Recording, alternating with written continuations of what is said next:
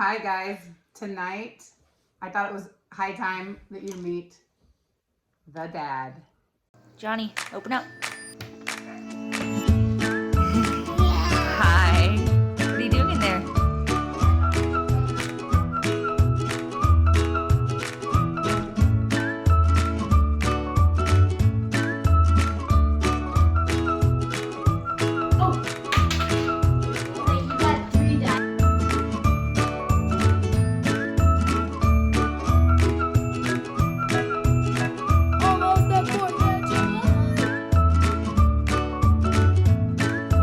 Black now, baby.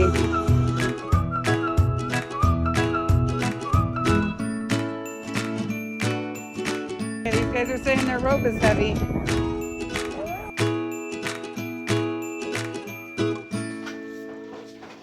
Hi, I'm Dad. This is Roy.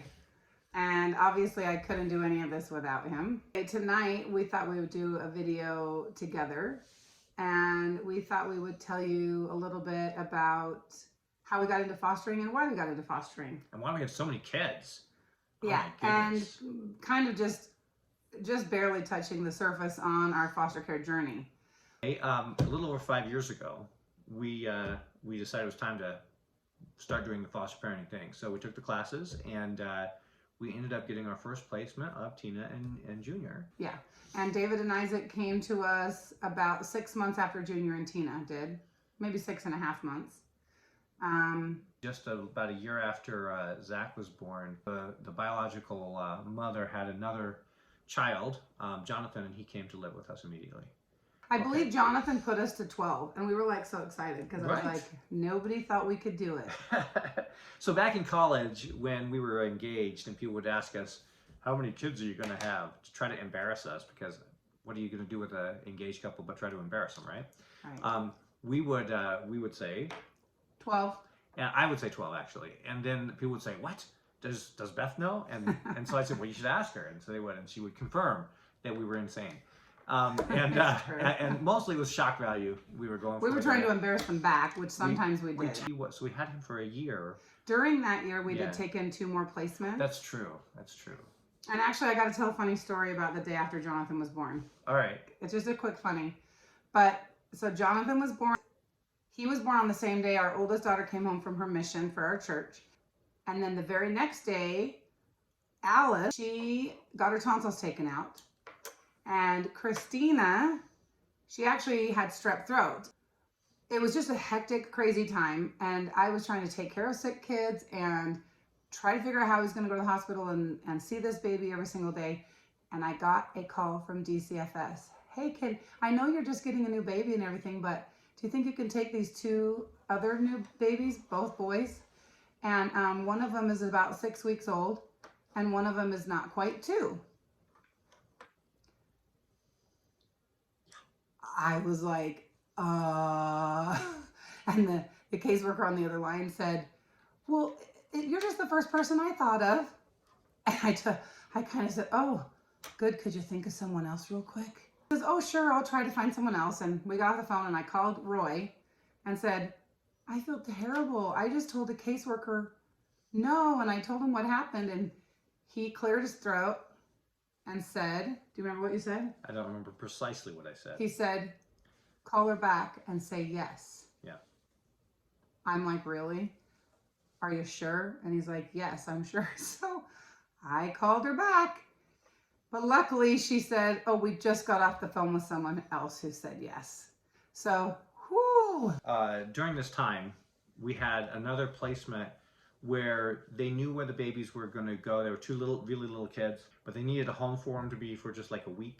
We handed them off to their eventually adoptive parents and keep in touch with them, and they're just the cutest things ever. And then we also had another placement of 2 girls, and they stayed with us for 4 months, and then there were some family members that they moved on to be with into the future. And we still keep in contact with them as well. So that was all within the year of Jonathan being born. Yeah. So still placements on top of placements, which is so unusual, but not for us apparently. So then it was getting kind of close to Jonathan's adoption. We got another placement in May, at the end of May, so about a year after Jonathan. of 3 children. And it was kind of a big deal for us because we had never done 3 before. And they were all a little older. The youngest was 3, 6, and 9. Those were their ages at the time. You've met them, Naomi, James, and Rafa. Yeah, they show up right before we adopt Jonathan, so they get to see us do that process. It was so cute too, because when we went to Jonathan's adoption, they'd only been living with us for a month. And of course he was a little baby, so they thought he was adorable. But in the courtroom, after we adopted him, Naomi, who was just 9 at the time, was just jumping up and down and so excited that we had adopted Jonathan. And I just thought it was so cute because, you know, we didn't know where her case was going to go. But she just was so excited that we had adopted Jonathan. And I just thought it was adorable. It was adorable. She's really cute, especially with the other younger kids, even the ones that aren't her genetic siblings. Yeah, so she's very sweet with little kids. So so then during the case with those children, with Naomi and James and we haven't had any more placements. Yeah, we did. Sam. Oh, I forgot. There's just so many. Yeah, so Sam came to live with us. Because he's another biological sibling to Jonathan, Zach, Isaac, and David. So he came after, they were there, and, you know, we wanted to... It was about not quite a whole year after they came that Sam was born. And so then, while their case was still going on, Sam, his case was very straightforward, and we adopted him, and we still had the active case with Naomi, James, and Rafa.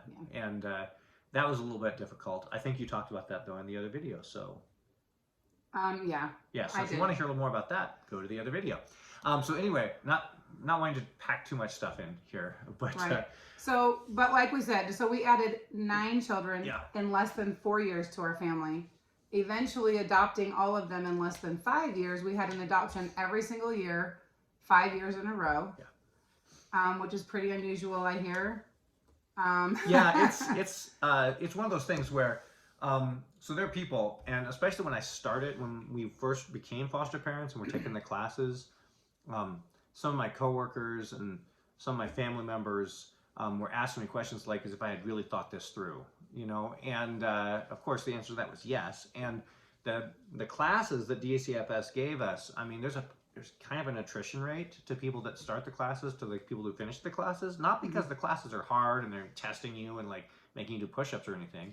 I would fail. We would all fail that one. But I remember one of the classes, like 3 or 4 classes in, one of the guys raised his hand and said, "Are you trying to talk us out of doing foster care?" Because they don't pull any punches. They're laying out, they're telling you all the bad stuff. All the bad stuff that might happen. And trying to prepare you so that they don't have a foster parent that gets into taking a foster child and then be totally shocked and freak out unprepared. and unprepared and give them back. They're trying to prepare you so that when you get a child, that it will be better than what they trained you it would be. You know, and I think for the most part, ours always have been better. Our experiences have been really good. We've seen lots of stuff that we're like, wow. And there's been some really hard stuff. We're not gonna go into a lot of that either. So it's not. It hasn't just been a. Yeah. So I mean, we're gonna talk about this. We love being foster parents, and we love taking care of kids, and we were blessed that we were able to have children that God sent to our home that we're able to love and care for. And we're even more blessed now that we're able to provide home for children that God sends to our home through somebody else's home. And us to be able to be their second home. And so we, you know, for me, I feel like it's kind of a calling for us that for the both of us that we both feel this way, that we want to do this. You don't have to feel like it's a calling in order to get into it. I certainly didn't know that I was going to feel this way when we first started out on this journey. But it's one of those things where not everybody can do this. Okay, there are people that have situations where this is not an option. Okay, and there are people where they're just not. They wouldn't be able to have the patience for helping other people's traumatized children learn to deal with their situations and to be able to grow and thrive, and that's okay. It's not something that people should ever feel like pressured into doing. Definitely not. But really, when it comes down to why I do this, I think there's a story that I heard when I was a young child, and I've heard a few times since, and I call it the parable of the starfish. Mhm. And the story is there's a man walking along the beach in the early morning as the tide is going out. And he's walking along the beach, and he comes up to this place on the beach where the sand is covered with starfish who have been left behind by the retreating waves. And there's a little boy on the sand, and he's running up and down the beach, grabbing a starfish, and running down to the waves and tossing it in so that it doesn't dry out in the sun and die.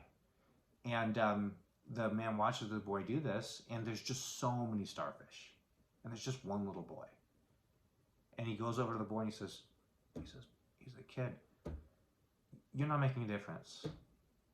There's so many starfish, you can't save them all. And the boy looks at the man, and he looks at the starfish in his hand, and he throws it into the waves, and he looks up and says, I made a difference to that one. And that's kind of the way I feel about doing this. But when people say, are you done? We're like, I don't know. Yeah, we don't know the answer to that yet. We don't know the question. So, yeah, like Roy was saying, we just want to make what difference that we can. One of the questions, I'm not going to say questions, one of the comments we have gotten quite frequently from family and friends is, you guys know you can say no, right? And that's why she's married to me. do you remember the story a little bit ago where I did say no and he told me to call back and say yes? Mm-hmm. That was him not saying no. So it's not always me.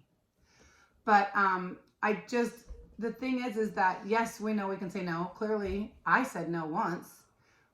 But it's not always just us feeling guilty and feeling like we can't say no, okay?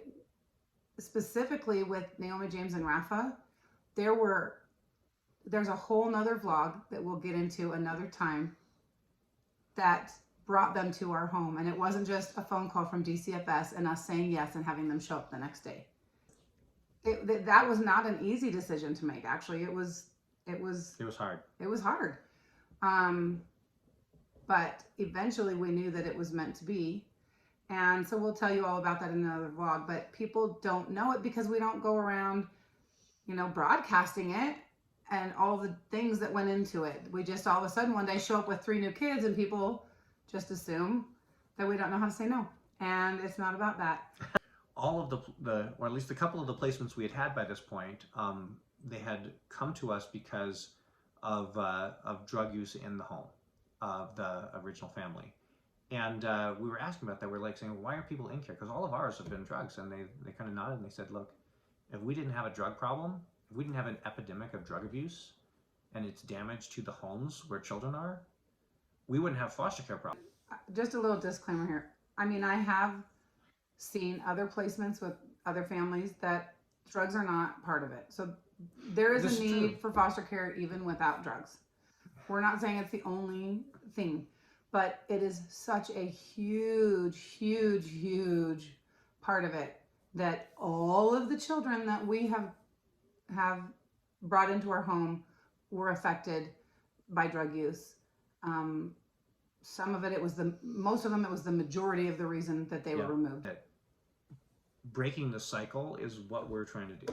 That's the whole purpose of the foster care and the emphasis that you either want the child to be reunited with their original family that has become stable and able to provide the safe and nurturing environment, or you want them to be permanently adopted into a home that is stable and will provide them with a nurturing environment so that the child breaks the cycle of abuse and neglect and drugs and the other influences that are causing the damage and the traumas in the child's lives so that they will go on to have a stable home. Roy is he works. He's a web developer, and his company is just so busy right now. He is working mostly from home, but he doesn't come out of his office during the day because he is just in meetings all day long.